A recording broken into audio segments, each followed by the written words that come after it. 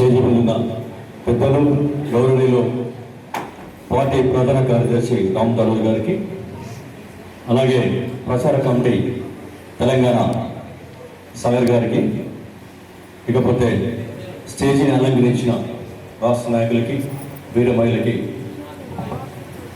మనస్ఫూర్తిగా ధన్యవాదాలు తెలియజేస్తున్నాను.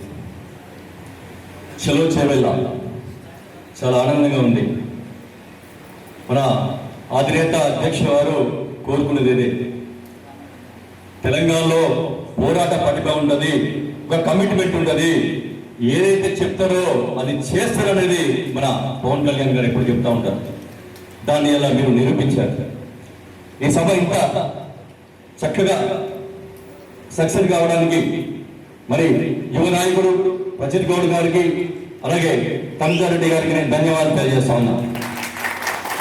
జనసేన పార్టీ ఎందుకు పెట్టాల్సి వచ్చిందని మనం అందరం అనుకుంటే మాత్రం ఇలా వేరే పార్టీలకు డిపాజిట్లు కూడా రావాలని నేను మనస్ఫూర్తిగా చెప్తున్నా.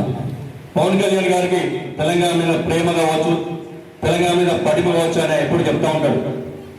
ఇక మన నాయకుడు విషయానికి వస్తే, రైతులకు మనం ప్రభుత్వం లేము, మనం అధికారం లేము, కానీ కష్టపడే జీవనం ఉందంటే రైతులు అని చెప్పేసి రైతులకు మనం డబ్బులు ఇచ్చిన రోజులే. అలాగే మరి దేశం బాగుండాలంటే దేశ సైనికుల గురించి ఆలోచించే వ్యక్తి పార్టీ ఏదో ఉందంటే ఇలా జనసేన పవన్ కళ్యాణ్ అని చెప్పదలుచుకున్నా. సో సమయం అందరూ చాలా మంది భక్తులు కాబట్టి ఈ అవకాశం ఇచ్చిన చేవెళ్ళ ప్రతి ఒక్కరికి నేను జై జనసేన.